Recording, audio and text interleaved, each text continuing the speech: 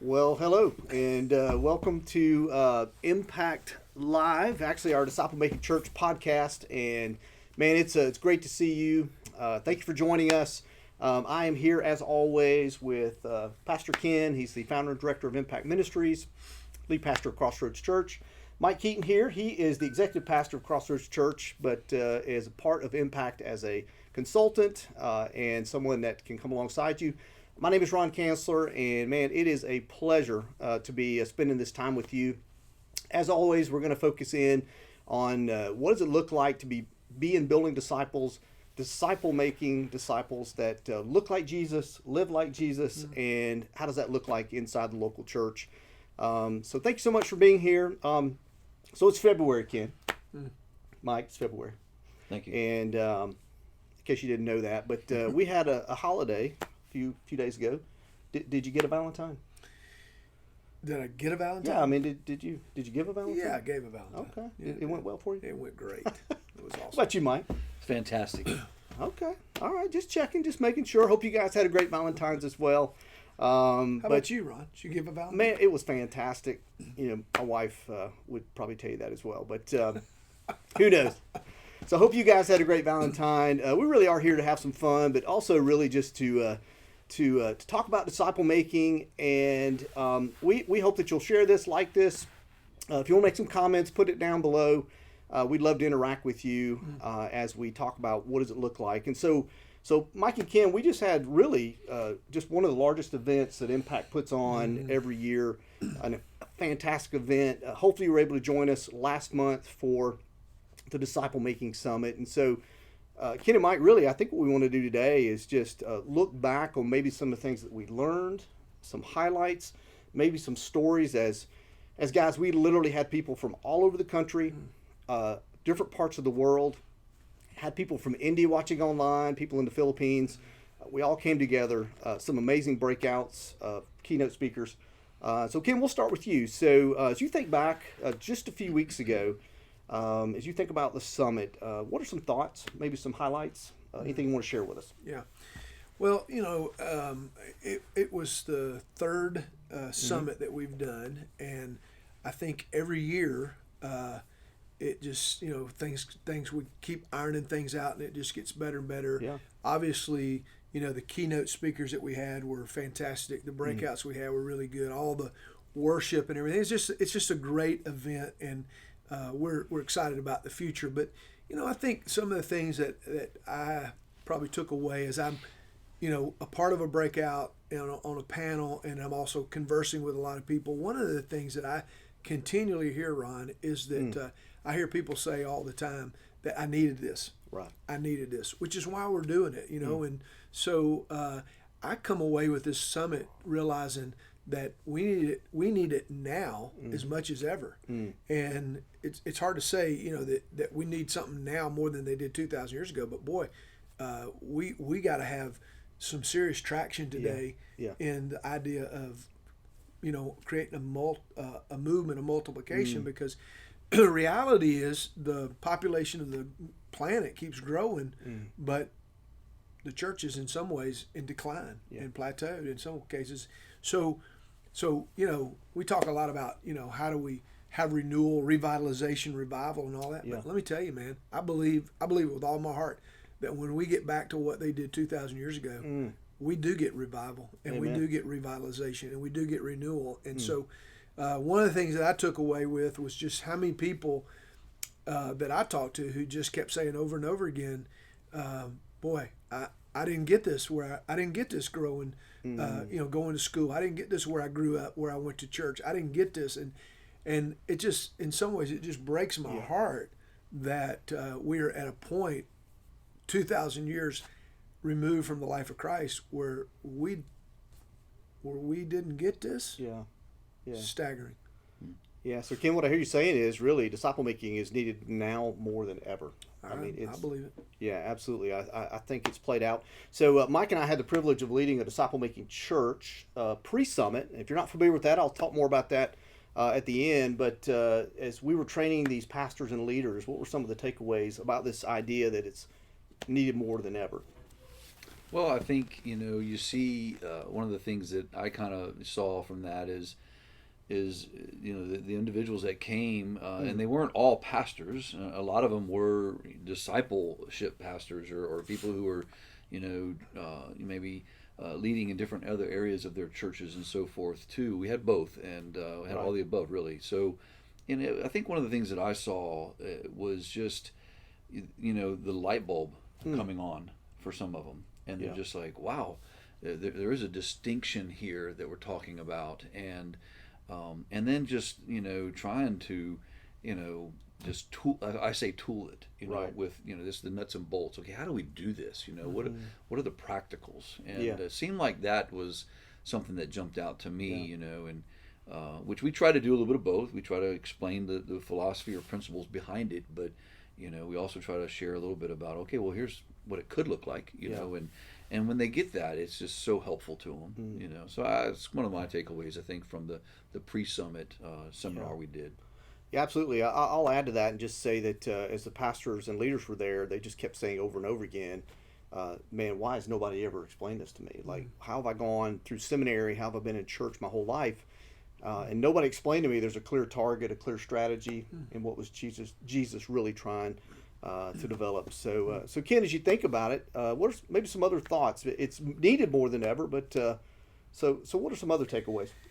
Yeah, I mentioned this in a blog that I wrote that really a lot of guys that I would talk to would say, I love the simplicity of this. Right. I love the fact that what we're talking about here is not necessarily easy, but it's not complicated. Right. It's not confusing. It's so simple. And, I just always go back to that idea, Ron, that if you're the God of the universe and you're trying to make disciples of all nations, are you going to come up with a plan that is so complicated that only a very few people that are highly gifted entrepreneurial people can figure it out? Yeah. Or are you going to do something so simple that fishermen can do it? And thank goodness, God came up with a plan that fishermen and teachers and coaches could do, and that's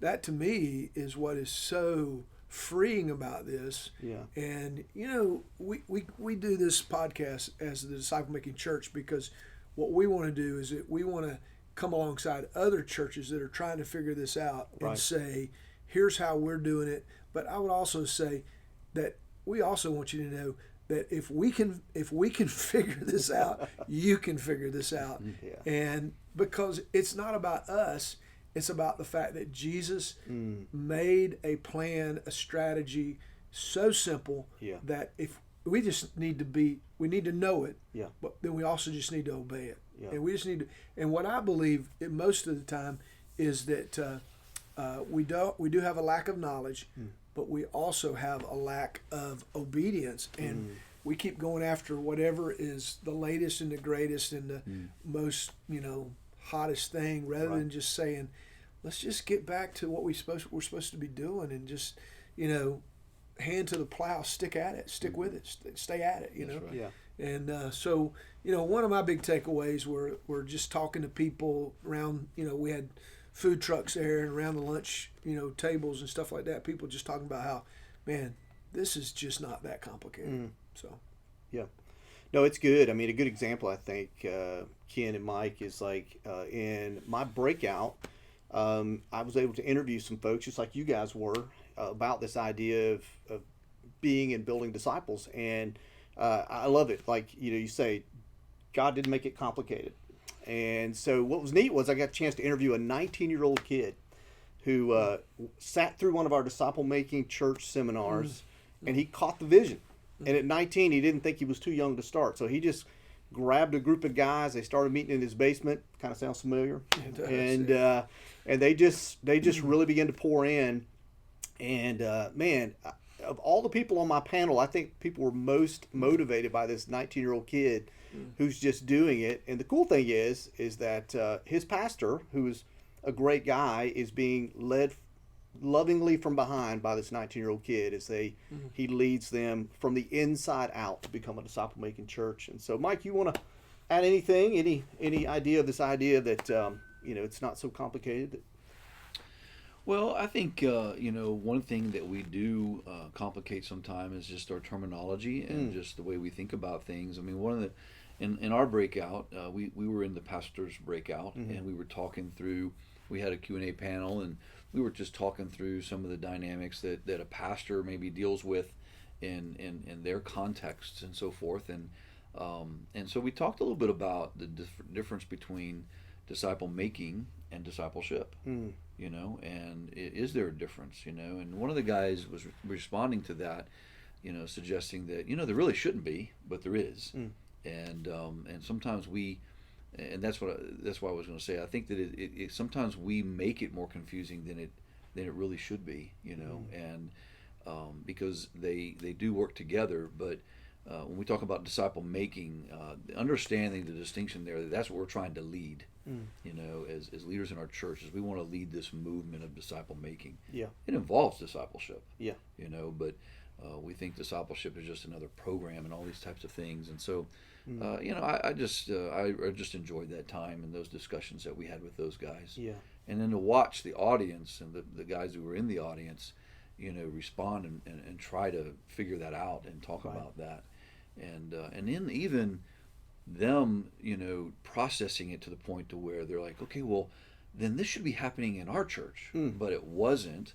And then them seeing, you can see maybe I don't know if frustration is the right word, but just maybe it's disappointment or maybe sadness that it's like, wow, this is what we got to be doing, but we're not. And so to see that, and that's that light bulb I was talking about, just to see that come on and where they want to take it and go and lead it, in their own life and in their own ministry. Yeah, it's very rewarding stuff. Yeah, that's really good. So you want to add anything, Ken? I was. This is probably down a different trail than where you're at, but I just was thinking about a conversation I had with somebody that asked me the question. They said, "So, who is the person on your staff that oversees disciple making?" And when he first said that, I thought, well, we don't have one because that's all we do. That's what everybody does. Everybody's here to make disciples, and so we don't have one. Again, that brings it to a programmatic standpoint. It does. So what we have is that we do have a groups guy that oversees the formation of the small discipleship groups. But disciple making happens. Yeah, disciple making happens out in the culture and then all the way through the process. Disciple making is happening in our crowd. It's all a part of a process, and that small group where we use the impact curriculum and all that kind of stuff, that is where we're teaching people the character and the conduct. But there's not one person that oversees a program for disciple making.